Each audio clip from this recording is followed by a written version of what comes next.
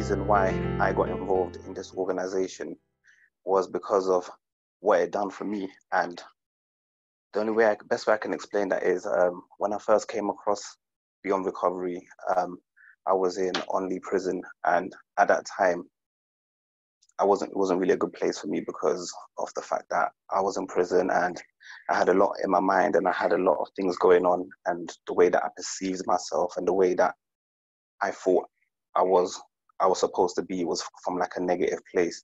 But at that time, I didn't know that it was a negative place, and I didn't know that there was more to me. And this whole understanding just helped me it empowered me, and it allowed me to realize the power that was already inside me, because I had already thought, this is my life, I'm in prison, I messed up, and that's it. You're not going to be able to come back from this. You're just going to be stuck in that cycle, because that's what I've seen from like watching the news and my peers. I'm just seeing the cycle in and out, and you have that label hanging over your head. But this understanding helped me to realize what I was doing to myself.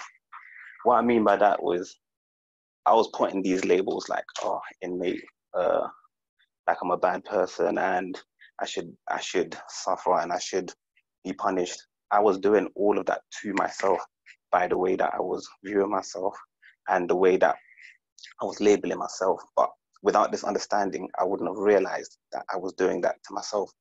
And when I started going to the groups and feeling more empowered, I realized there was way, way more to me than all these labels and everything else that I thought was me. And then I took a step back, and it really helped me to shape who I am today. And it helped me to find a whole new path and go down a whole different road. And I started learning about love, compassion, gentleness, kindness, all of these qualities, which before I wouldn't think I'll be associated with those things because of my past and the things that I've been through. But this understanding helped me to see the truth of who I actually am. It helped me to understand me and see me for who I really, really am on the deep inside. The part of me which I was always trying to hide and trying to put a mask and trying to just pretend to be someone else. It helped me to accept that part of me, and it had a big impact on me.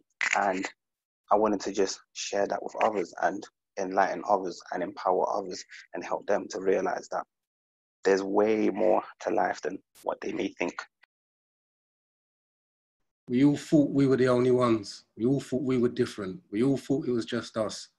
But we all live in our same own realities, but with the same underlying thought. It's all us. And then, in a way, all five of us, well, I can speak for myself, I had a big moment of that truth moment when you look into yourself and you see the part of yourself that you've been trying to suppress and you've been trying to hold down.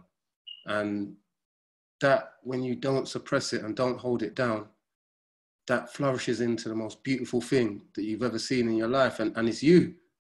And you realize it's you and the potential that I've seen, that I have.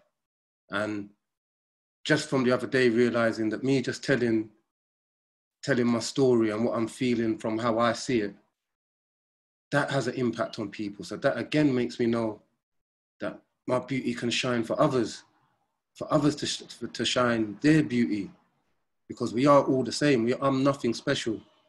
I'm nothing special at all. I was, like I said, like the boys have said, I was in prison when I got this understanding, and at an all-time low in my life, 47 in prison, got a family, not coming out to no money, being a career criminal.